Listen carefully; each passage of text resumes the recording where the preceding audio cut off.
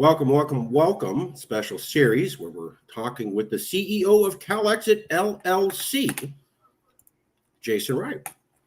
Today he's going to talk about this Robert Frost poem, The Mending Wall, and how that relates to the Calexit movement in general. We're going to boost this up so everyone can see. Can you see that? Make it just a tiny bit bigger. I do have eagle eyes, but oh yeah, that works. Okay, there you go. Take it away. I'll forward it as soon as you get down to that last line there where it is, we do not need the wall. Yeah. Just, before I start. Sorry, but first, I forgot. Are you going to say something? I was just going to say, there it is, Robert Frost saying we don't need the wall. And Mr. Return to Decency just signed an executive order on what? Building the wall. But before we get into that,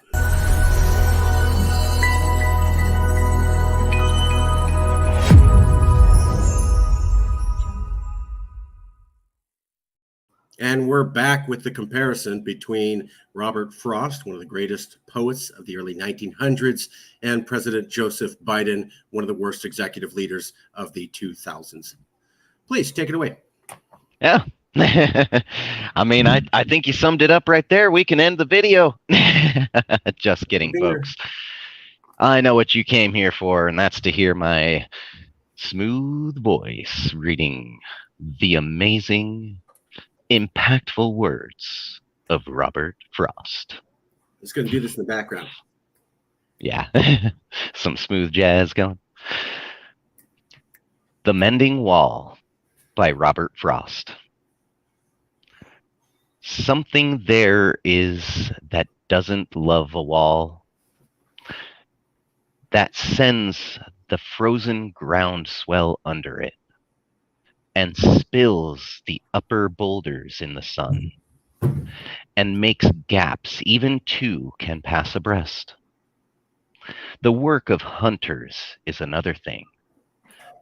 I have come after them and made repair where they have left not one stone on a stone, but they would have the rabbit out of hiding to please the yelping dogs. The gaps, I mean, no one has seen them made or heard them made. But at spring mending time we find them there. I let my neighbor know beyond the hill, and on a day we meet to walk the line and set the wall between us once again. We keep the wall between us as we go, to each the boulders that have fallen to each. And some are loaves and some so nearly balls, we have to use a spell to make them balance. Stay where you are until our backs are turned. We wear our fingers rough with handling them. Oh, just another kind of outdoor game. One on a side, it comes to little more. There, where it is, we do not need the wall. He is all pine and I am apple orchard. Never get across and eat the cones under his pines, I tell him. He only says, good fences make good neighbors. Spring is the mischief in me, and I wonder if I could put a notion in his head. Why do they make good neighbors? Isn't it where there are cows? But here there are no cows.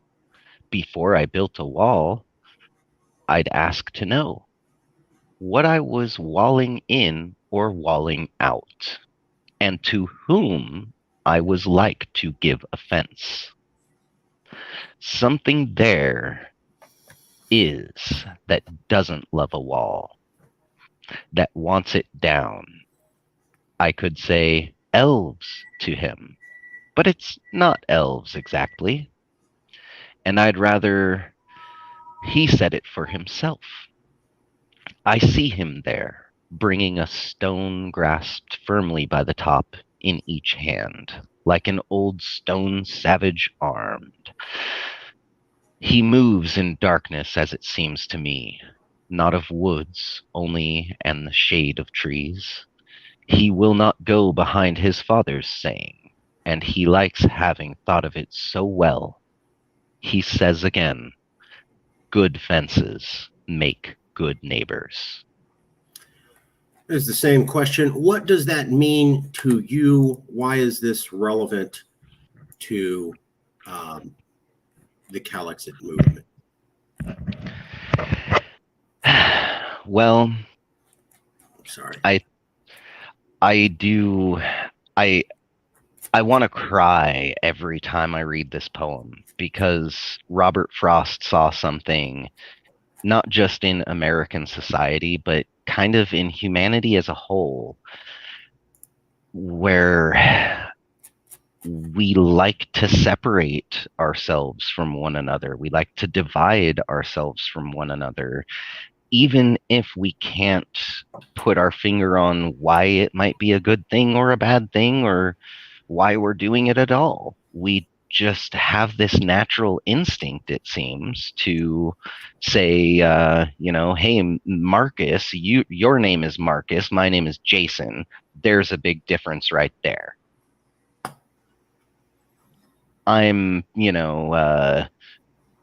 blue-eyed and you're brown-eyed. There's another difference. I'm registered green since 18 and you're not, so there's another difference. Rather than, hey, Marcus, you're my fellow Californian.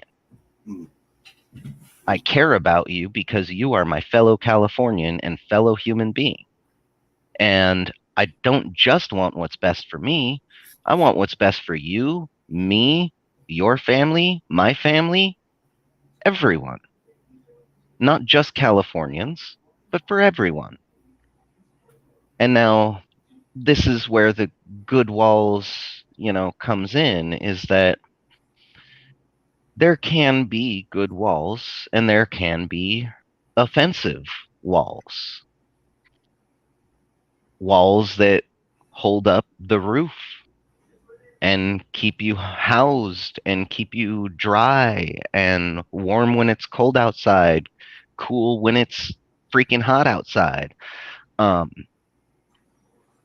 Walls can serve a purpose and do good if we are mindful and we make sure that it's a good wall and not an offensive wall where we're walling out all of the people who are different. Everyone who doesn't have blue eyes like me. Ugh. That's offensive. That's not utilitarian. The only purpose it serves is to make me feel like I won or something, or I make me feel more comfortable with being a total pile. I don't know. I struggle to really fathom it because I'm just not that way. I just have to take a stab at it and say I guess that people who are really addicted to their walls, what they're addicted to is the division. They're addicted to the wall itself. They're not addicted to hating what's on the other side of the wall or overly loving what's on this side of the wall. They're just addicted to the fact that that wall must be there. It has to. Don't ask me why. I don't know. How does it come down? I don't know. Magic, elves, who cares? The only thing that matters is that good fences make good neighbors. This wall must be here for our protection and our sake because all of these people are coming in and taking our jobs and blah, blah, blah. And, to some extent, yeah, okay. If you're going to say people are entering illegally, Well, yeah, I'm sure there are cases every day, and not just here in America, but like anywhere that has like immigration law. I'm sure there is some sort of immigration law being broken every day, whether blatantly or not. Um, but to blanket call everyone illegal, to blanket wall out everyone, right? There is an asylum process here in America. Did we forget that? Maybe. The Statue of Liberty says what? Yeah. Yeah. I saw a video on that where the guy goes, there, the Statue of Liberty says, it doesn't say bring me your immigrants. It says bring me your poor, you're tired, you're hungry. It's the same concept. It's even less than an immigrant with proper paperwork. It was just show up as destitute as you can and you'll be welcomed. And that's the way that they did it until basically, God, near 1940, 1950, when the first safeguards for immigration came when they were looking at immigrating people not from Europe, from Latin America and South America, and implemented in the 1970s. Kind of interesting that you had safeguards put up the moment white people weren't the main driver coming into this country. Won't comment on that. I will say that as a Latin person, it strikes me as interesting that Donald Trump, and you pointed this out to me last night. So a non-Latino pointed this out to a Latino guy who thinks he's the most researched guy. And even I was, wow, I didn't get that till you put it together. Trump ran on, let's keep kids in cages and let's have the border wall.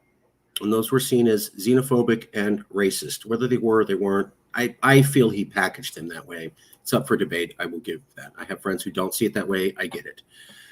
But now we have Joseph Biden was keeping kids in containers. They call them containers, not cages. You can't talk about that. I think the New York Times brought that up, that there was a duplicity. And now this week, as you pointed out, Joseph Biden's working on building the wall. So building the wall and keeping Latin kids in containers were seen as xenophobic. Now we have the Republican and Democratic president both enacting the exact same policies. Can we say that that's just America now?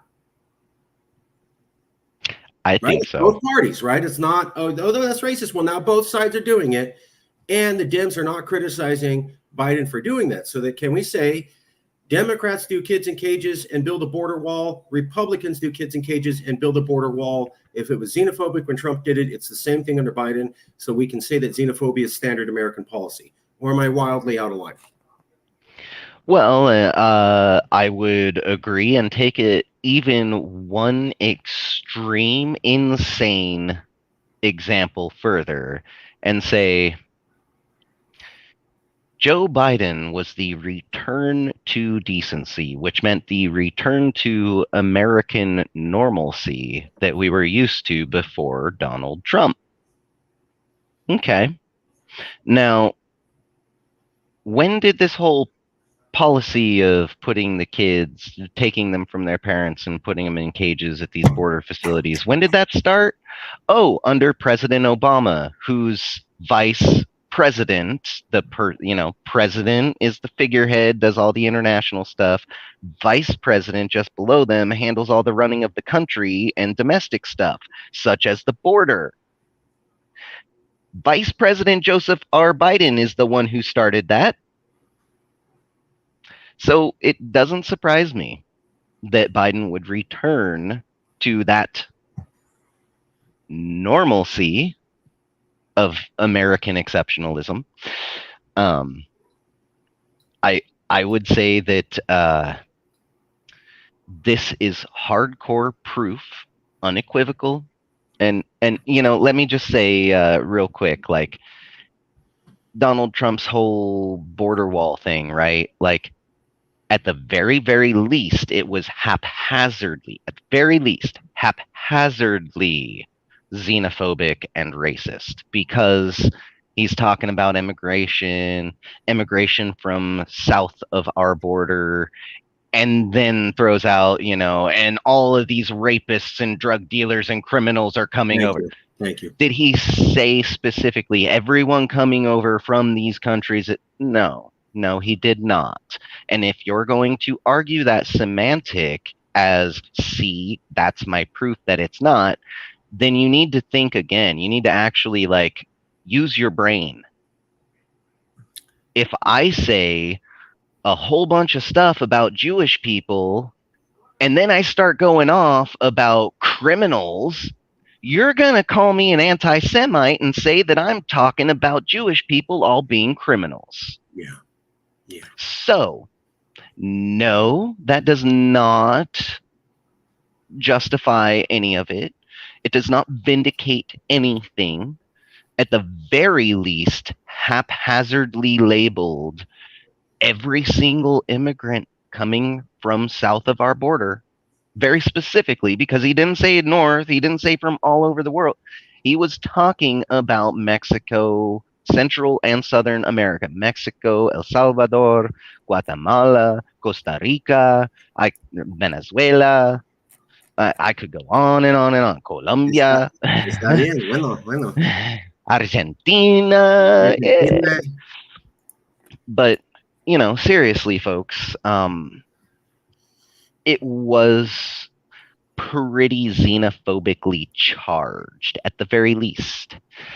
And then the guy who actually started the whole thing said, "Oh my God, that's so racist. You're so racist for that. I'm going to not do any of that because I'm not racist. I'm going to return America to what it was before this clown." And then the first things that he does, you know, the 100 days interview, someone went up and asked him, it's been 100 days. Are you going to address the crisis down at the border and the kids in cages? Are you going to do anything about it? And he made it very clear, we're not interested in that. Things are fine the way they are. It's fine. We're not touching it. That's right. He said it's fine, and Kamala Harris just left. So yeah, I'm not sure which is worse. There are children being caged like rabid animals and tortured. Oh, no, it's fine. Or there are kids being put in cages like they're rabid animals and tortured. Oh, I don't know. I mean, they're both really bad. I would say, like, does this person have a heart, a soul? Do they feel anything? I mean, you tell me that there is a child suffering anywhere in the world, and my heartstrings get a pluck. Yeah, and we're talking about cyclone fencing. It was moved from cages to containers simply because they put a green strip in the cyclone fencing so that it looked like it was more green. However, the kids sleep on cold cement floors. There's reports of them being denied access to lawyers, denied access to reporters, and denied access to health officials. In addition, there's reports that they have to defecate and urinate into plastic bags and do not actually have proper plumbing facilities. So, it's not just, like Club Med, and this is a exaggeration. No, these are cages. These are cages like we house animals in. Jails and prisons across the United States of America, private or not, are thousands of times better. They treat their inmates thousands of times better. Inmates have access to lawyers, legal representation. If reporters they have rights. They're given access to that. They have rights. They have toilets, and they have bedding. These kids have none of that. So let's leave it there. We'll go to the next one. I'll send you an invite in about 2 shakes and 1 lamb's tail. But before you end it, let me just say, folks, walls can be good if they actually serve a utilitarian purpose. They are bad when they are exclusionary. They become offensive, and they become ineffective because ultimately the goal of it is being undermined by its offensiveness. If there's an issue and you really want it solved, burying your head in the sand like an ostrich or putting up a wall, I can't see you, it doesn't actually work. Viva todos Californios. For the record, my grandfather came here illegally. Deal with it.